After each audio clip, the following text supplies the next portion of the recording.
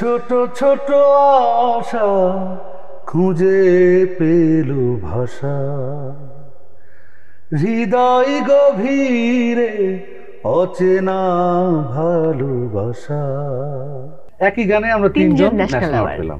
সুরকার হিসেবে হাবিব, আমাদের দাদা হলো সিঙ্গার হিসেবে, আমি গীতিকবি হিসেবে। আমার পরিচয় হয়েছিল আমাদের the legend music director Alauddin Ali ভাইয়ের সাথে। সত্য শাহ, আহমেদ ইমতিয়াজ, বুলবুল, আলম খান, যাদের গান শুনে আমরা বড় হয়েছি। পরম সৌভাগ্য আমার যে এত গুণী মানুষের কাছাকাছি বসতে পেরেছি। আমার বড় ভাই এই সঙ্গীত অঙ্গনে না আসলে আমি হয়তো অন্য কোথাও চলে গেছে। লেখা গানের সংখ্যা আনুমানিক কত? 1500-1600। আর সুর করা অ্যারাউন্ড 5। জেমস ভাই প্রথম ন্যাশনাল অ্যাওয়ার্ড পেয়েছে আমার লেখা সুরে। একা থাকা কতটা গুরুত্বপূর্ণ একজন শিল্পীর, নাকি একজন সঙ্গীত দরকার আছে? এতদিন আমি ফিল করি না, বাট এখন মনে হয় যে না, এত মানুষের ভিড়ে আমার মানুষ করি, তো ঝগড়া করার জন্য তো মানুষ দরকার আছে। শ্রদ্ধা আয়ুব বাচ্চুর গল্প শুনতে চাই। আমাকে বুকে টেনে নিয়েছিলেন the rock legend Ayub Bachchu. কবি কি আনছো তুমি? আমি বললাম বস আমি তো একটা গান আনছি, লিরিকটা মনে হয় 30-40 সেকেন্ড পর্যন্ত গেছে। এই কুদ্দুস ওই নাইলন স্ট্রিং আর রেকর্ডার টান। তারপর তোমারও চোখে রাঙিনাই এখনো কি তেমনি করে জোছনা ছড়ায় আলো।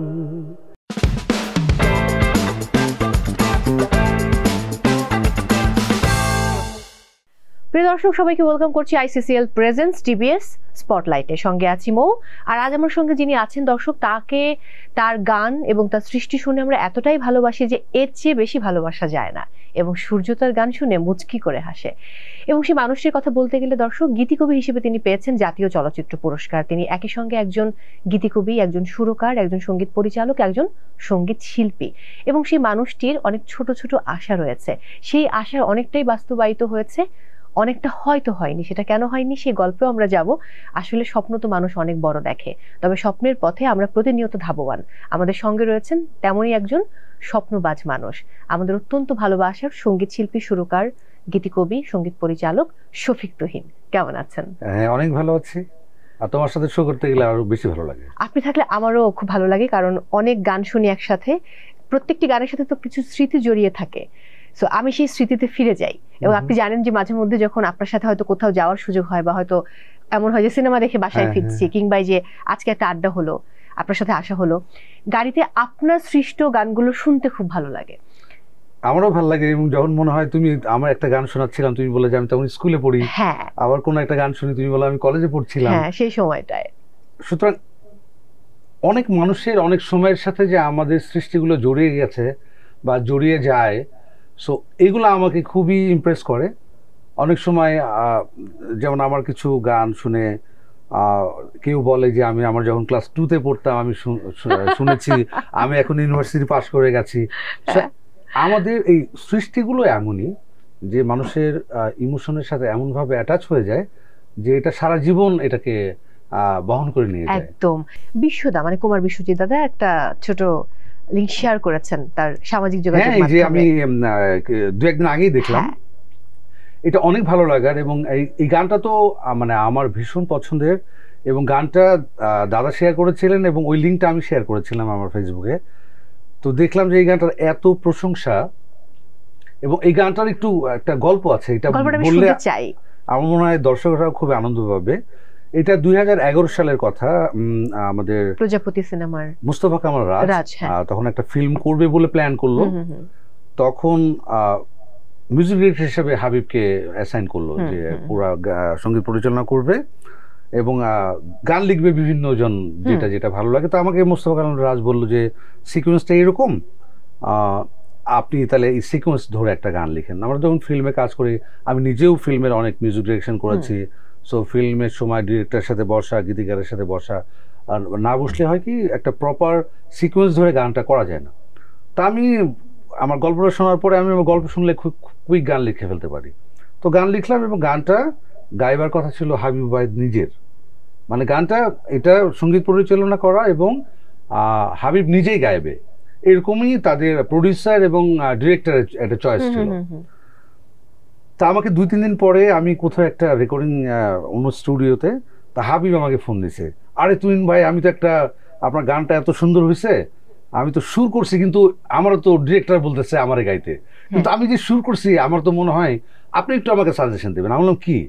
আপনাকে সুর শুনেন, তো আমাকে একটু শোনালো যে এরকম ছোট ছোট আশা, মানে যেটা বেসিক গানটা। তখন ভাই আমি তো চাইতেছি আমার ডিরেক্টর যাই বলুক এটা কুমার বিশ্বজিৎ দা গাইলে খুব ভালো হবে। তো আমি আবার আমার সুরটা শুনে আমি আবার বিশ্বদার ভয়েসটাকে একটু রিপ্লেস করলাম যে আসলে কেমন হতে পারে। তো আমার মনে হলো যে না, ও একটা মিউজিক ডিরেক্টর, মানে অন্য কেউ হলে, অন্য মিউজিক ডিরেক্টর হলো নিজে গিয়ে ফেলতো, কারণ একটা ফিল্মের গান গাওয়া এবং যেটা অনেক এক্সপোজ হবে আর সেটা, এবং এটা এনটিভি প্রযোজিত একটা ফিল্ম ছিল। সো এই লোভটা কেউ সংবরণ করার কথা না, কিন্তু একটা প্রপার যে ক্রিয়েটার সে তখন গানটা শুরু করে বুঝছে যে না, এটা প্রপার জাস্টিফিকেশন হবে একটা শিল্পী গাইলে যে শিল্পীকে এই সুরটা ডিমান্ড করে এবং এই সুরের সাথে মানে মিলেমিশে একাকার হয়ে যায়। তা আমার তখন একটা অন্যরকম ভালো লাগা তৈরি হলো হাবিব ভাই যে নিজে না গিয়ে একটা সুর করার পরে মনে হলো যে এটা কুমার বিশ্বজিৎ দা গাইলে ভালো হবে, এবং আল্লাহর মানে অশেষ রহমত এটা পারফেক্টলি কাজ করেছে। একই গানে আমরা তিনজন ন্যাশনাল অ্যাওয়ার্ড পেলাম। সুরকার হিসেবে হাবিব, আমাদের দাদা হলো সিঙ্গার হিসেবে, আমি গীতিকবি হিসেবে। তো এই সফলতাটা একটা দারুণ একটা গল্প, এবং হাবিব ওয়াহিদ যে কত একটা জেনারেস এবং প্রপার মিউজিক ডিরেক্টর, যে সুর যেই শিল্পীকে দাবি রাখে তাকে দিয়ে গান করেছে, এটা একটা বড় ব্যাপার ছিল। এবার একটু তো আবদার করতেই পারি, গানটা যদি খানিকটা শোনাতেন আমাদেরকে। ছোট ছোট আশা খুঁজে পেল ভাষা, হৃদয় গভীরে অচেনা ভালোবাসা, আছো তুমি এত কাছে তবু লাগে যেন অল্প, তোমার আমার এই তো প্রেমের ছোট গল্প। Thank you so much. আমি একটা ব্যাপার জানতে চাই যে এর বেশি ভালোবাসা যায় না প্রথম অ্যালবাম প্রকাশিত হয় 2010-এ, আবার এই নামে কিন্তু আপনার বইও প্রকাশিত হয়েছে। আমি ভুল না করলে সেটি বোধহয় প্রথম এবং এখন পর্যন্ত শেষ প্রকাশিত বই। হ্যাঁ, ওটা আমার প্রথম বই ছিল। আমার গানটা যখন অনেক পপুলার হলো, আমি নিজেও চিন্তা করি না যে আমি গান গেয়ে অনেক মানুষের ভালোবাসা পাবো। আমি আসলে আমার গান লেখা শুরু হয়েছে 95, আমার প্রথম গান রেকর্ড হয়। শ্রদ্ধেয় শাকিলা জাফর গেয়েছিলেন এবং সুর করেছিলেন মনোহর হোসেন টুটুল। এটা মিছে ভেবে যাওয়া একটা ওনার একটা সোলো অ্যালবামে। আমি তখন ইউনিভার্সিটিতে পড়ি, সেকেন্ড ইয়ারে পড়ি, ঢাকা বিশ্ববিদ্যালয়ে যখন পড়ি আমরা একই ফ্ল্যাটে থাকতাম, মহানগর প্রজেক্ট। আচ্ছা, আমি থাকি, তুমি থাকো। আমরা যখন ছিলাম মহানগর প্রজেক্টে কেমন কিছুই ছিল না, অল্প কিছু বিল্ডিং উঠেছিল। তো আমরা একই ফ্ল্যাটে, মনোহর হোসেন টুটুল ভাই আর আমরা একই, মানে উনি 3rd ফ্লোরে ছিলাম, আমরা 5th ফ্লোরে ছিলাম। তো আমি বড় ভাই থাকতাম, ব্যাচেলার। তখন আমার বড় ভাই নিজেও গান করতেন, আলাউদ্দিন আলীর অ্যাসিস্ট্যান্ট ছিল। আমরা যখন বাসায় 2 ভাই ছিলাম, আমাদের বাসায় এমন কোনো গুণীজন নেই যে আসেন নাই। ইভেন আমাদের মানে ওপার বাংলার খুবই জনপ্রিয় আর্টিস্ট কবিতা কৃষ্ণমূর্তিজি, উনি আমাদের বাসায় তখন এসেছিলেন। এবং উনি যেদিন এসেছিলেন আমাদের বাসায় শাকিলা জাফর, আবিদা সুলতানা, রফিকুল আলম, এমন কোনো সিঙ্গার নেই যে আমাদের সবাই এসেছিলেন।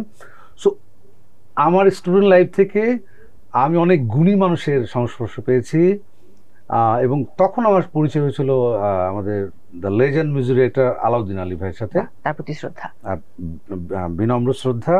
এবং আজকে আমি যতদূর এসেছি, আমি গল্পটা পরে বলছি, আমার এই গল্পটা বলতে আমার খুবই, আমি সংবরণ করতে পারছি না। আমাকে 95-এ আমার ভাই যখন আলাউদ্দিন আলীর অ্যাসিস্ট্যান্ট, তো আমাদের মাস 6 ওনার একটু সাংসারিক একটা জটিলতা হয়েছিল। ওই সময় আলাউদ্দিন ভাই আমাদের বাসায় 6 মাস ছিলেন।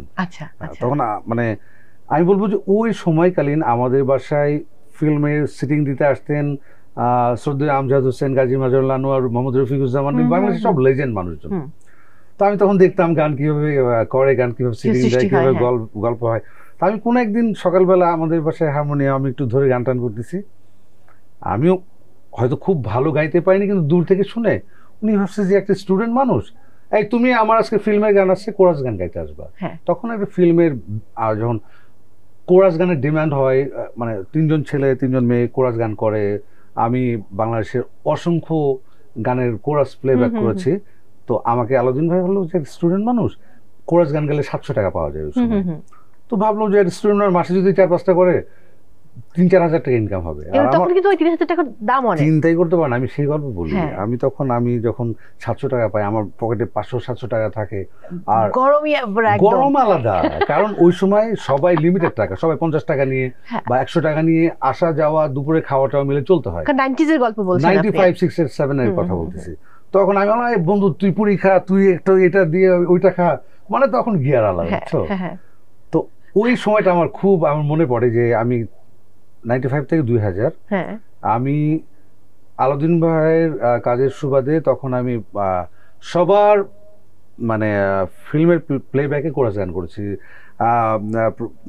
অনেক সবাই প্রয়াত হয়েছেন যাদের কাজ করেছি, সত্য শাহ, আহমেদ ইমতিয়াজ, বুলবুল, আলম খান, মানে বাংলাদেশের সব লেজেন্ড যাদের গান শুনে আমরা বড় হয়েছি। আমি পরম সৌভাগ্য আমার যে এত গুণী মানুষের কাছাকাছি বসতে পেরেছি, যে বা তারা একটা গান তুলে দিয়েছে, সেই গানগুলো আমি শুনতে পেরেছি, বা একটা কোরাস গান তুলে দিয়েছে। আমি এইসব মানুষের প্রতি খুবই কৃতজ্ঞতা প্রকাশ করছি, এবং আমি মনে করি আমার জীবন ধন্য যে তাদের সাথে আমি পাশাপাশি বসে কাজ করার সুযোগ পেয়েছি। এবং আমি এই জন্য আমি অশেষ কৃতজ্ঞতা জানাচ্ছি শ্রদ্ধেয় আলাউদ্দিন আলীকে, এবং আরও একজন মানুষ যিনি আমার তখন ছিল যে আমি এত গুণী মানুষের সংস্পর্শে আসতে পেরেছি এসবের কারণে। আর আমি যখন গান লেখা শুরু করলাম 95-এ, বিক্ষিপ্তভাবে হয়তো কিছু গান রেকর্ড হয়েছিল। আমার স্টাডি শেষ করার পরে আমাকে বুকে টেনে নিয়েছিলেন the rock legend Ayub Bachchu. উনি আমাকে মানে একটা অ্যালবামের পুরো অ্যালবামে গান লেখার সুযোগ করে দিয়েছিলেন। এটা ছিল, এটা স্বপ্নের চেয়েও অনেক বেশি। মানে তুমি চিন্তা করতে পারবে না তখন একজন আইয়ুব বাচ্চুর গান লেখা, মানে তার দেখা পাওয়াটাই ছিল অনেক বড় বিষয়। আমি যখন এই যে মগবাজার এবি কিচেনে আমার যখন প্রথম ডাকলেন যে গান কি লিখবে না লিখবে, আলাপচারিতার জন্য ডাকলেন, আমি যখন এবি কিচেনে একটা ঢুকলাম, মনে হলো যেন আমি একটা সঙ্গীতের একটা বিরাট বড় একটা মানে একটা স্বর্গীয় জায়গায় ঢুকলাম, একটা আইয়ুব বাচ্চুর সামনে বসে আছি। এই ফিলিং গুলো আমার এখন, তার পরবর্তীতে অনেক কাজ করেছি, অনেক সৃষ্টি হয়েছে, বাট এই যে এই মানুষগুলোর সাথে একসাথে বসে কাজ করাটা আসলে আমি বলবো এটা। আমি আরো অনেক গল্প শুনবো, শ্রদ্ধেয় আইয়ুব বাচ্চুর সঙ্গে আপনার অনেক স্মৃতি রয়েছে, সেই স্মৃতির গল্প শুনবো। এর আগেও আমাদের এরকম আড্ডায় গল্প হয়েছে তাকে নিয়ে। যদি একটু জানতে চাই, আপনার যে বড় ভাইয়ের কথা বলছিলেন যে বড় ভাইয়ের আপনি এক বাসাতে থাকতেন, ভাইয়ের গল্পটা আমি একটু জানতে চাই। ভাইয়ের নাম কি? আমার ভাইয়ের নাম হচ্ছে জাহাঙ্গীর সাইদ। আমার ভাইকে ইন্ডাস্ট্রির সবাই চিনে। আমার ভাই মূলত আমার বেড়ে ওঠা হচ্ছে দর্শনাতে, চুয়াডাঙ্গা জেলার। আমার বাবা সুগার মিলে জব করতেন কেরওয়ান কোম্পানিতে। সো আমরা একটা মফস্বল শহরে একটা কলোনি লাইফ যেটা আছে, পাশাপাশি বাসা, সবাই সবার আত্মীয়, সবাই সবার বন্ধু। পাশের অমুক বাসার অত নম্বরের একটা বিল্ডিং এর ওনাকে দেখলে আমাদের ভয় লাগে, উনি শাসন করেন। আমাদের দুপুরবেলা আমার বাসায় রান্না না হলে ওই খালার বাসায় গিয়ে দুপুরে খেয়ে ফেলি। কলোনির আনন্দটা অন্যরকম, দারুণ একটা মানে সুন্দর জীবন যাপনের আমরা মানে পার করেছি। এটা বলবো যে একটা সোনালী শৈশব যেটা বলে, মানে দুরন্তপনা, সাঁতার কাটা, ঘুরে উড়ানো, গাছে ঢিল মেরে এর বাসায় ওই আম খাওয়া, জাম খাওয়া, মানে একটা অন্য। ওখানে আমার বড় ভাই গান করতেন, এবং ওই আমাদের দর্শনা ছিল খুবই কালচারালি রিচ একটা জায়গা, যেখানে মফস্বল শহরের মতো জায়গায় প্রত্যেকটা মানে ফেস্টিভ্যালে কালচারাল প্রোগ্রাম হতো। 16 ডিসেম্বর, 26শে মার্চ, পয়লা বৈশাখ, পয়লা মেতেও প্রোগ্রাম হতো, মানে এরকম অনেকগুলা মানে উৎসবে গান হতো। ওই সময় আমরা ওই কোরাস গান গাইতাম, দেশের গান, পয়লা বৈশাখের গান, বিজয় দিবসে যেসব গানগুলো হতো। তো আমার ভাই ওখানে লিড করতেন, জাহাঙ্গীর ভাই। আচ্ছা। তো ওই ভাই রেওয়াজ করতেন বাসায়, আমিও লুকিয়ে লুকিয়ে আগের নৌকা যেদিকে যায় পেছনের নৌকাও সেদিকেই যায়, ওইরকম একটা পরিবেশে বড় হয়েছে।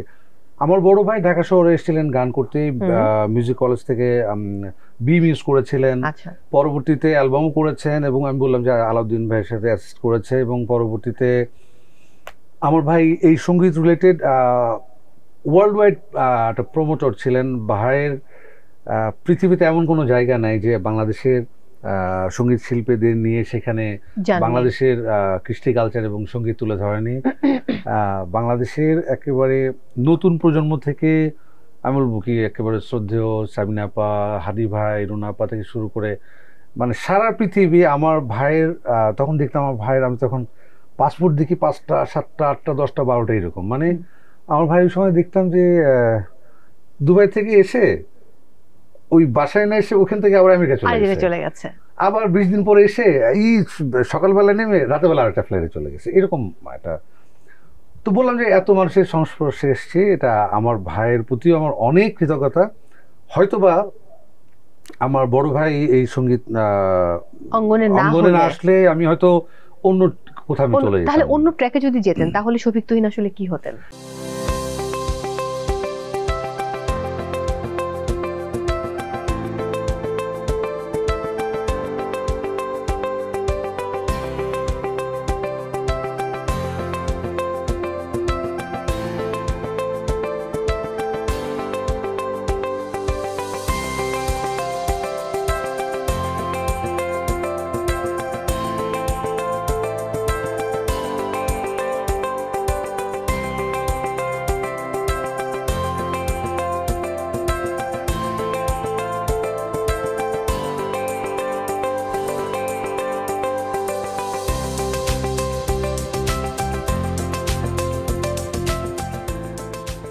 এটা এমন হতে পারতো যে আমি আমার জীবনে প্রথম বিসিএস পরীক্ষা একবারই দিয়েছি। আচ্ছা, তার মানে বিসিএস পরীক্ষা, দর্শক বিসিএস পরীক্ষা শফিক তুহিন দিয়েছিলেন? একবারই দিয়েছি এবং সবগুলোতে উত্তীর্ণ হয়েছিলাম, শুধু ভাইভাতে আমি আউট হয়ে গেছি এবং আর কখনোই দেই নাই, কখনো কোথাও চাকরিও করা হয় নাই। যদি এমন হতো যে আমি আসলে সঙ্গীত লাইনে আসিনি তাহলে তো হয়তো আমি কর্পোরেট জব করতে পারতাম বা সরকারি জব করতে পারতাম একবার ট্রাই করে। আমি যেখানে আছি আমি অনেক ভালো আছি, আমার কোনো রিগ্রেট হয় না। আমি বলবো যে যতটুকুই করেছি, যতটুকুই সৃষ্টি করেছি বা করে যাচ্ছি, এটা পরম তৃপ্তি নিয়ে কাজগুলো করি, অনেক স্বাধীনতা নিয়ে করি, অনেক ভালোবাসা নিয়ে করি। খুব স্বাভাবিক। শফিক ভাই, আমি একটা ব্যাপার জানতে চাই, গীতিকবি, সুরকার, সঙ্গীত পরিচালক, সঙ্গীত শিল্পী, অনেকগুলো পরিচয়। গীতিকবি হিসেবে আপনার স্বীকৃতি রয়েছে, ন্যাশনাল স্বীকৃতি এবং রাষ্ট্রীয় পুরস্কার, যেটা আসলে খুবই প্রেস্টিজিয়াস। তারপরেও যদি মনের কথা জানতে চাই, আপনি আসলে আপনার কোন পরিচয়টাকে আপনি এগিয়ে রাখবেন? আমি এগিয়ে রাখবো গান লেখা শুরু করাই দুইটা, আমার এই দুটা করতে আমার খুবই ভালো লাগে। আচ্ছা, ভিন্ন কারণে ভালো লাগে। আমার যখন আমি একটা গান লিখে শুরু করি, আমি অনেক মানুষের সাথে কাজ করার আমার সুযোগ হয়েছে। লেখা গানের সংখ্যা আনুমানিক কত? আমার মনে হয় 1500 বা এরকম, তারও বেশি। আর সুর করা অ্যারাউন্ড 5। আচ্ছা, তার মানে লেখা এবং সুর করা গান মিলিয়ে প্রায় 2000 হবে। আমি ইয়ে করি নাই, বাট আমি যত মানে আমি তো একেবারে ক্যাসেট যুগ থেকে সিডি এন্ড ডিজিটাল যুগে কাজ করছি, তো অনেকের অ্যালবাম করার সৌভাগ্য হয়েছে। তখন আমি এই কথাই বললাম যে আমি যদি গান লিখতাম, সুর না করতাম, আমি শুধু যদি গান নিজে গাইতাম, আমি এত গুণী মানুষের কাজ করতে পারতাম না। আমি সৌভাগ্যবান যে বাংলাদেশের একজন শাহনাজ রহমতুল্লাহর মতো ওনার জন্য গান করতে পেরেছি, একজন রুনা লায়লার গান করতে পেরেছি, একজন সাবিনা ইয়াসমিনের গান করতে পেরেছি, একজন জেমসের গান করতে পেরেছি, আইয়ুব বাচ্চুর গান করতে পেরেছি, এখন যারা প্রজন্মের গান করছে। এই লিস্ট এত লম্বা হতে পারতো না। নতুনদের সাথেও কাজ করছেন। আমার মনে আছে যে আমরা একসঙ্গে মেগাস্টার শাকিব খানের সিনেমা দেখতে গেলাম, সিনেমা থেকে ফেরার পথে আপনি গান শোনাচ্ছিলেন আমাদের গাড়িতে সবাইকে, নতুন গান, নতুন ধরনের গান। হ্যাঁ, এই যে নতুনত্বের সঙ্গে কিংবা যুগের সঙ্গে তাল মিলিয়ে চলার যে বিষয়টা, এটা কিন্তু সবাই পেরে ওঠে না। এই ব্যাপারটা নিয়ে আপনার কি বলার আছে? ডেফিনেটলি বলার আছে, কারণ সময়ের সাথে যদি আমি এগোতে না পারি তাহলে তো আমি সময় আমাকে এগিয়ে নেবে না। আমি যদি একটা দীর্ঘ সময় কাজ করতে চাই, আমাকে সময়ের সাথে সাথে মানুষের টেস্ট এবং আমার ক্রিয়েটিভিটি, দুটার ব্লেন্ড করে সামনে না গেলে হবে না। আমি সবসময় ট্রাই করি যে সময়টাকে ধারণ করতে, সময়টাকে ধারণ করে আমি আমার সৃষ্টিগুলো করার চেষ্টা করি এবং সেই সূত্র ধরে এখন যারা নতুন প্রজন্মে কাজ করে তাদেরও অনেকের কাজ এখন আমি নিজে করছি এবং আমার নিজের গানগুলো এখন যে ধরনের সাউন্ড ডিজাইন করে গানগুলো প্রেজেন্ট করা দরকার সেভাবে করার চেষ্টা করছি। সো এই যাত্রাটা একটা কন্টিনিউয়াস প্রসেস। একদম। আমি আস্তে আস্তে বলছিলাম ইমরান মাহমুদুলের বলতে বলতে চলতে চলতে, যে গানটা ইমরানের ক্যারিয়ারটা চমৎকার গান, সেই গানটা আপনার লেখা, ইমরানের সুর সঙ্গীত করা সম্ভবত, আমি যদি ভুল না করি। সো এরকম অসংখ্য গানের কথা কিন্তু আজকে চলে আসবে। একটু ব্যক্তি শফিক তুহিনের গল্প শুনতে চাই, তিনি আসলে কেমন? আমরা যেমনটা দেখি খুবই এক্সট্রোভার্ট, আপনি আমাদের সাথে মেশেন, আড্ডা দেন সবার সাথে। আমি এমনিতে এক্সট্রোভার্ট, আড্ডাবাজ, আমার ঘুরতে ভালো লাগে, আমার স্বাধীন জীবন যাপন করতে ভালো লাগে। যেহেতু আমি বললাম না আমার জীবনে মানে বস বলে ডাকার অভ্যাস হয় নাই, সো এই যে ফ্রিডম অফ লাইফ, এইটা আমি খুবই এনজয় করি এবং মুভি দেখতে লাইক করি, গান শুনতে পছন্দ করি। তো এই জীবনযাপন আমার খুব ভালো লাগে। মানে আমার যে জীবন আমি যাপন করি, আমার প্রত্যেক দিনই আমি আমার উপভোগ করি। মানে এটা প্রত্যেকটা মোমেন্টকে সেলিব্রেট করতে পারা, লাইফটাকে সেলিব্রেট করতে পারে হলো একটা মানে দারুণ বিষয়। এটা সত্য। আপনি বলছিলেন কোনো রিগ্রেট নেই, তারপরেও এই যে মানে পথ পরিক্রমা বা যে পথের মধ্য দিয়ে চলে এসছেন এতটা বছর, কখনো কি কোনো কিছু নিয়ে দুঃখবোধ কাজ করেছে যে গান সংক্রান্ত হয়তো আরেকটু সহযোগিতা পাওয়া যেত বা কোন রকমের সমস্যা? এটা আসলে সময় থেকে সময় চেঞ্জ।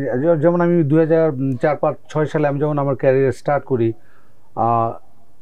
আমার মানে আমার মনে পড়ে ওই সময় কিন্তু যারা মানে ব্যান্ডের জন্য গান লিখতো, ব্যান্ড আর্টিস্টদের জন্য, লাইক জেমস ভাই, বাচ্চু ভাই বা হাসান ভাই, ওই সময় যে তারা করতো কি, তারা তখন আধুনিক গান যারা লেখে তাদের গান নেবাটা লাইক করতো না, আবার এরা ওদের গান লাইক করতো না, এরকম একটা ইগো প্রবলেম ছিল আমি দেখেছিলাম।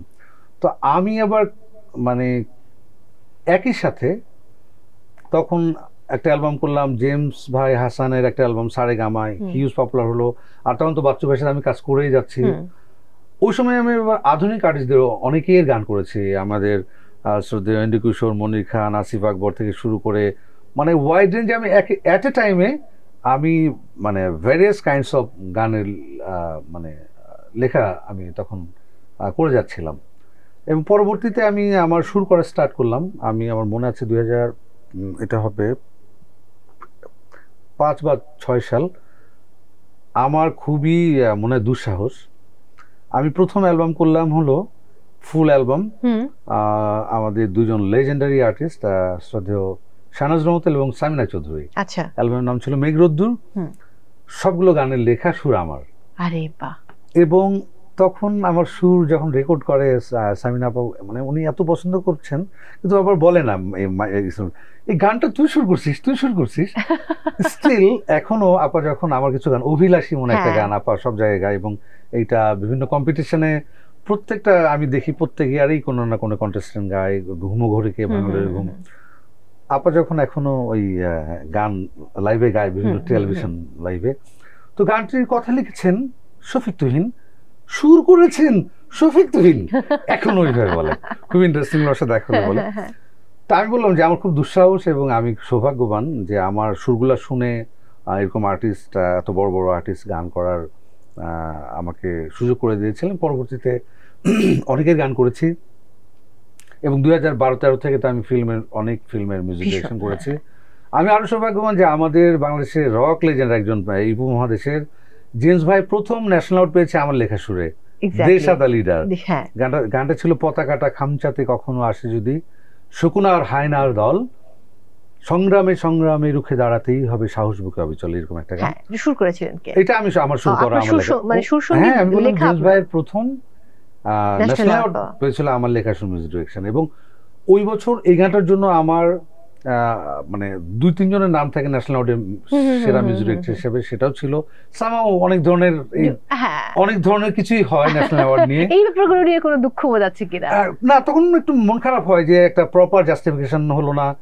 এর আগের বছরও আমার গান ছিল পোড়ামন জ্বলে জ্বলে জোনাকি, ম্যাসিভ হিট সং, এবং এই গানটা শুধু জনপ্রিয়তার দিক থেকে না, আমার এই গানের জন্য আমি যখন শ্রুতি স্টুডিওতে, এটা ছিল বাংলাদেশের প্লেব্যাক সিঙ্গিং এর একটা তীর্থস্থান, মানে এখানে বাংলাদেশের যত ফিল্মের হিট গান শুনি আমরা 80% এখানে রেকর্ড করা, শ্রুতি স্টুডিও মগবাজারে, শ্রদ্ধেয় খান আতাউর রহমানের এটা রেকর্ডিং স্টুডিও।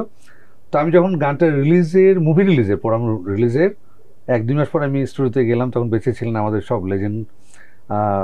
ওই দেখা হলো আলাউদ্দিন ভাই, শ্রদ্ধেয় আহমেদ ইমতিয়াজ বুলবুল এবং গাজী মাজহারুল আনোয়ার আমার কে খুব দোয়া করলেন, বলল যে তুমি বাংলাদেশ চলচ্চিত্রে বা বাংলার মাটির সত্যিকারের সুরটা ধরতে পারছো, তুমি যে গান করেছে জ্বলে জ্বলে জোনাকি, তুমি প্রপার একটা ফিল্মের গান করতে পেরেছো, তোমার জন্য অনেক দোয়া।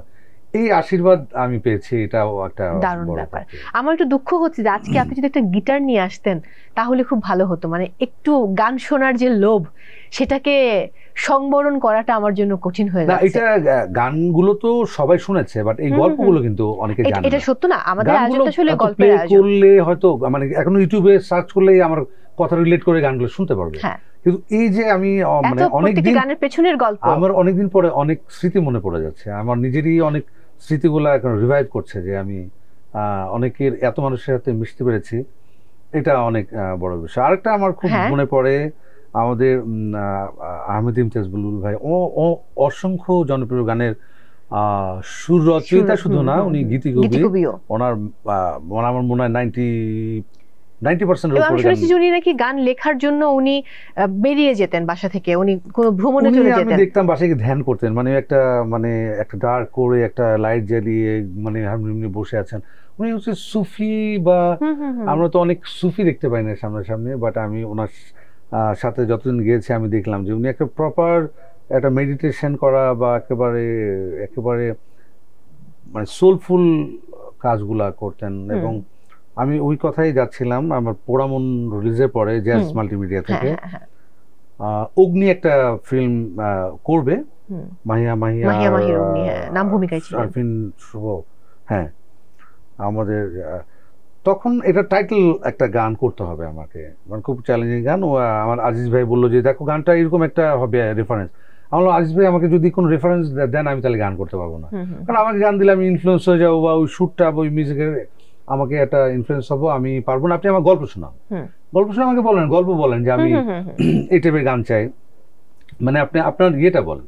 তখন উনি আমার গল্প শোনালেন, এবং আমি তখন দেখলাম যে একটা গল্পটা হচ্ছে যে একটা মেয়ের বাবার প্রতিশোধ নেওয়ার গল্প, একটা শহুরে মেয়ের, এবং তীব্র অ্যাগনি, একটা প্রতিহিংসা যার ভিতর রয়েছে, একটা রক গান করতে হবে। তখন আমাকে বলল, আজিজ ভাই বলল, বুলবুল ভাইয়ের কাছ থেকে একটা গান লিখে নাও।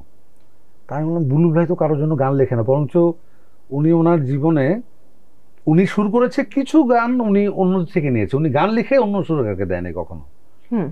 তো আমি গেলাম, আমাকে একটা বড় একটা গান লিখে দিল অগ্নির। তখন আমি সুর করে লেমিস গেয়েছিল, এবং খুব ওটা ভালো রেসপন্স ছিল। আমি একটা ডিফারেন্ট ট্র্যাকে গান করলাম, পুরো একটা রক গান, একটা ফিমেল ভয়েসে। বাংলা ফিল্মে আমার ধারণা কোনো রকিং গান হয় নাই, দ্য প্রপার রক গান। এবং বুলবুল ভাই আমি যখন শোনালাম, বুলবুল ভাই ছেলেও ছিল, ওর নাম ছিল মন, ইয়াং ছেলে, 13-14-15-16 বছর রক গান শুনে বাবা this is the proper song, মানে বাংলা ফিল্মে এরকম গান হয়। এবং বুলবুল ভাই বললো যে না, তুমি একটা নিউ ট্রেন্ডে গান করছো। সো এইসব ছোটখাটো অভিজ্ঞতাগুলো মনে হয় যে না, আমি নিজেকে আরো বেশি সমৃদ্ধ করে। আমি একটু শ্রদ্ধা আয়ুব বাচ্চুর গল্প শুনতে চাই, তার সঙ্গে আপনার অনেক স্মৃতি রয়েছে। দু একটা স্মৃতি যদি আজকে শেয়ার করা যায় যেগুলো খুব উল্লেখযোগ্য। আমি যখন গান আমার প্রথম অ্যালবাম ছিল মন জলে অ্যালবাম।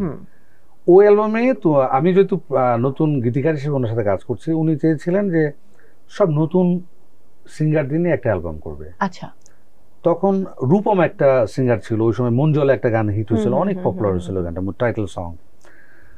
পরে উনি চিটং থেকে, যেহেতু উনি চিটগং এর মিউজিশিয়ানদের খুবই ভালোবাসতেন, স্নেহ করতেন, তো ওখানে জিয়া লিটন এই দুজন সিঙ্গারকে আনলেন। তন্ময় সেন পরে অ্যালবামে গান করলেন। এরকম 5-6 জন সিঙ্গার নিয়ে আরিফ ছিল, সুজন আরিফ ছিল। ওই অ্যালবামটা যখন কাজ করছিলাম, তখন একটা সকালে আমি তখন মহানগর থেকে আসছি আমার রিক্সায় করে একটা গান, তখন বাচ্চু ভাই প্রতিদিন সকাল 10টা 10:30 স্টুডিওতে আসতেন এবি কিচেনে, একেবারে রুটিন করা। উনি একেবারে 10টায় আসবেন, ওনার যে স্টুডিও স্টাফ কুদ্দুস, খলিল, এই গিটার আন, একটু চা বানান। আমি ঢুকলাম, আমার তখন কবি বলতো, কবি কি আনছো তুমি আজকে? বাংলাম তো গান, তখন ওই মঞ্জুলা অ্যালবামের কাজ চলছে, একটা দুটো গান রেকর্ড হলো। আমি বললাম বস আমি তো একটা গান আনছি। তখন উনি সিগারেট খাইতেছে আর চা খাইতেছে। তা আমার মনে হয় যে পড়লো এরকম লিরিকটা, মনে হয় মুখটা পড়ার পরে অন্তরা আমার 30-40 সেকেন্ড পর্যন্ত গেছে। এই কুদ্দুস ওই নাইলন স্ট্রিং আর রেকর্ডার টান, তখন মোবাইলে গান রেকর্ড হয় না, তখন রেকর্ডার আর নাইলন স্ট্রিং দিল। তারপর তোমার চোখে রাঙিনাই এখনো কি তেমনি করে জোছনা ছড়ায় আলো, এখনো কি তারার পানে চেয়ে থাকো আনমনে, তুমি কি আমার আগের মতো বাসো ভালো। এই গানটা আমার মনে হয় 30-40 সেকেন্ড উনি শুধু লিরিকটা পড়লো, অন্তরা পর্যন্ত গেল না, কিন্তু ওই রেকর্ডার প্রেস করে অন্তরা শুট টু সহ গেয়ে ফেললেন, রেকর্ড করে ফেললেন। পরে ড্রামার আসলো রিয়াদ ভাই, আই রেড দা তুই আই, ওর এলআরবি ড্রামার গিয়ে একেবারে স্টুডিও 11টার সময় ই করে সাথে সাথে মিউজিক করে গাইলো। লিটন তখন অ্যালবামে ছিল না, মানে ইয়ে কাস্ট ছিল না, মানে অ্যালবামে কোনো সিঙ্গার কাস্ট হিসেবে ছিল না। উনি শুট টু করলো, তারপরে ফোন দিল যে লিটনকে, তখন চিরাং ছিল, লিটন তুমি আসো। তো পরে রাতে বাসে আসলো, পরের দিন রেকর্ড হলো। তো ওই স্মৃতিগুলো খুব মনে পড়ে। সেকেন্ড অ্যালবাম করলাম আয়না অ্যালবাম, ওই অ্যালবামের সফলতার পরে আয়না অ্যালবামে তখন গান করেছিল বাচ্চু ভাই, দূরে গান করেছিল আয়না, কেউ কারো নয়। টুটুল ভাইয়ের একটা গান খুব পপুলার হয়েছিল, মন রে মন রে আমার এই জীবনে কেন এমন হলো, যারে আমি ভালোবাসি, ওই গানটা অ্যালবামে ছিল আয়না অ্যালবাম। রোজার মাসে অ্যাসাইন করা, তখন সাউন্ড ট্র্যাক থেকে বাবুল ভাই বললেন যে এই বাড়িতে আমাদের একটা আবার মুঞ্জলের মতো একটা অ্যালবাম দিবেন। তো টাইম কম, 10-15 দিনের মধ্যে ফুল অ্যালবাম লেখা শুরু করা, মিউজিক করা, রেকর্ড করা। এই যে 2-3 রোজা থেকে শুরু হলো, আমার মনে আছে যে 10-15 দিন, মাঝে মাঝে 2-3 দিন পর বাসায় যাই, সেই ইফতারি একদিন করি, আবার 2-3 দিন আমরা মনে হচ্ছে পুরো স্টুডিওতে সিঙ্গার আমরা বসে, আর বাচ্চু ভাইরা যে শুধু কাজই করে। যেদিন আয়না 18-20 রোজায় শেষ হলো, যখন আমরা অ্যালবামটা, তখন একটা মাস্টার ক্যাসেটে 12টা গানের রেকর্ড জমা দিতে হতো, মানে কোম্পানিকে রিলিজের জন্য জমা দিতে হতো একটা মাস্টার ক্যাসেটে। যখন মাস্টারিং হয়ে গেল, তখন মনে হলো যে আমরা যে এতদিনের এই যে সারা রাত জাগা, এত কষ্ট, মনে হচ্ছে যে মানে আমাদের সবার মানে বড় মেয়েটা বিয়ে হয়ে যাচ্ছে, বিয়ের পরে যে কান্না, মনে হচ্ছে আমরা কি জানি তুলে দিচ্ছি, যে আবার এইরকম মেমোরির সাথে আর দেখা হবে না। মানে সবাই কান্না, বাচ্চা মেয়ে কান্না, আমরা কান্না, সিঙ্গার কান্না, সেই স্মৃতিগুলো খুব মনে অন্যরকম। আমি অনেকটা শেষের দিকে আছি, যেহেতু শেষ করতে হবে, আরেকটু ব্যক্তিগত গল্প শুনতে চাই। শফিক তুহিন কি মনে করে, মানে জীবনে চলার জন্য একা থাকা কতটা গুরুত্বপূর্ণ একজন শিল্পীর, নাকি একজন সঙ্গীর দরকার আছে?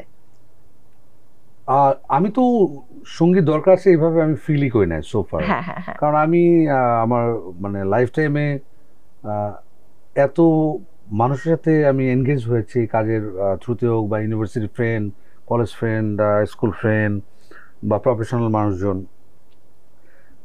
এতদিন আমি ফিল করি না। বাট এখন মনে হয় যে না, একজন যে এত মানুষের ভিড়ে আমার মানুষ কই। আচ্ছা, এখন মনে হয় যে না।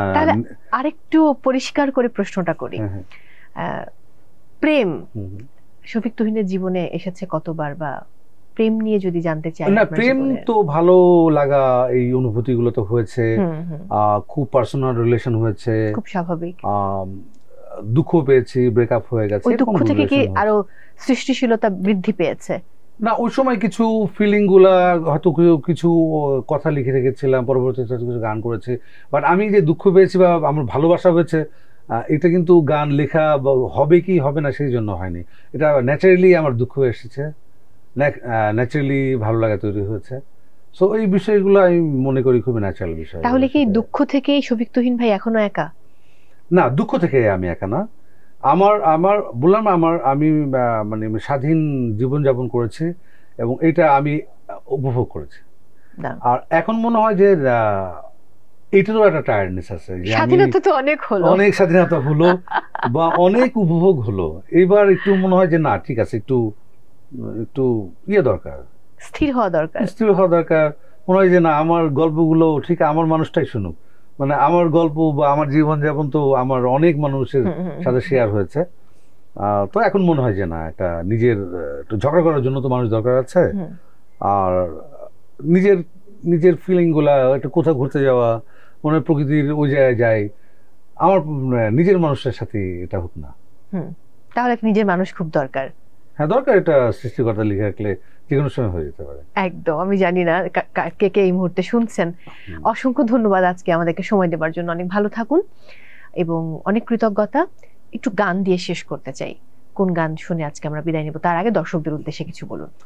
আমার সবকিছু বলা হয়ে গেছে, আরো অনেক গল্প ছিল, মন খুলে ভালোবাসুন, ভালোবাসলেই আসলে অনেক কিছু পাওয়া যায়, সৃষ্টিকর্তারও দেখা পাওয়া যায়, আর সবকিছুর সন্ধান পাওয়া যায়। ভালোবাসতে হবে প্রাণ খুলে। একদম একদম, এটা আমিও মনে প্রাণে বিশ্বাস করি। দর্শক সবাই অনেক ভালো থাকুন, নিরাপদে থাকুন, কোথাও যাবেন না, থাকুন টিবিএস এর সঙ্গে। এই মুহূর্তে আমরা গান শুনবো, গান শুনতে শুনতে বাড়ি ফিরবো। কোন গান শুনবো? আমি গাচ্ছি ওই যে আমার বললাম খুবই জনপ্রিয় গান, জ্বলে জ্বলে জোনাকি, আমার লেখা সুরে আমি ন্যান্সি গেয়েছিলাম। হ্যাঁ শুনবো। জ্বলে জ্বলে জোনাকি দিয়ে যাই আলো, তারও বেশি তোমাকে বেসেছি যে ভালো, জনম জনম তোমাকে দেখে ভরবে না আমারে নয়ন, ভালোবাসাতে পুড়ে পুড়ে খাঁটি হয় পোড়া মন, ভালোবাসাতে পুড়ে পুড়ে খাঁটি হয় পোড়া মন। Thank you so much.